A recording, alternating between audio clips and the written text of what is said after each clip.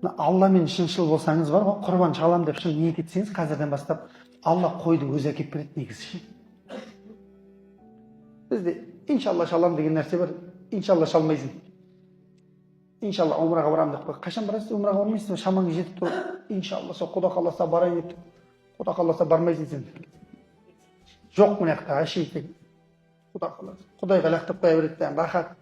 Бара алмай қалса Құда қаламады деп қояды. Өзің қаламай тұрсың ғой, желаниең болмайды ғой. Желаниең болса ертең ұшып кетесің ғой умраға. Дәл сондай мына жақ.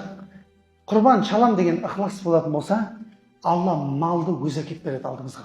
Құрбандыққа шалуға шамасы жетіп тұрып дейді, шалмаған кісілер дейді, біздің намаз оқитын жерімізге келмей ақ қойсын дейді.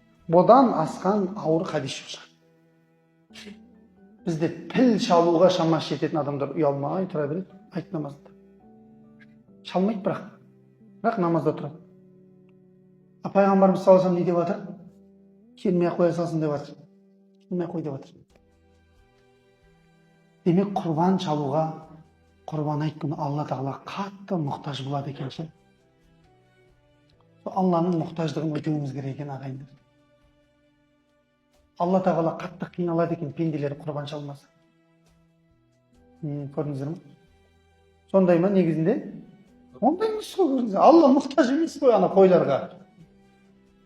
Бірақ пендесін тексеріп көреді де Алла тағала дейді, тексеріп көреді пендесін. Не істейді биыл осы құрбандықта пендем деп ше. Сондықтан құрбан айтта Алламен әдемі байланыс болу керек ағайындар. Әдемі бар. Қазір келтірем, бір-екі мысалдар келтірем. Әдемі емес, вообще керемет байланыс болу керек. Құрбан айт келе жатыр деген, міне уже келе жатыр ертең, келесі айда. 16-сы ма уже? 16-сы, 17-сы құрбан айт уже. Ойбай, болыпты ғой, бір-ақ айда. Өлі, бір-ақ ай қапты. Тезірек қойларды алып шөп беру керек үйге апарып. Енді қараңыздар, қызығын айтайын.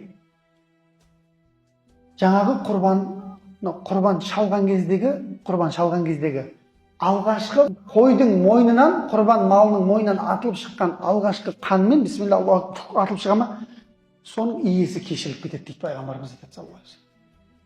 Күшті ма? Кет. Ол аз дейді, пайғамбар аз деп жатыр. Ана үстіндегі қылының санындай күнәсі кешіріледі дейді. Сол қылдың санындай сауап беріледі дейді. Ал есепті ананың. Ол қой болса бар ғой, вообще бұттасып атады бір-біріне бүйтіп, ана жүндерін сани алмайсың ше. Соншалықты сауап беріледі дейді. Жаңағы құрбан шалған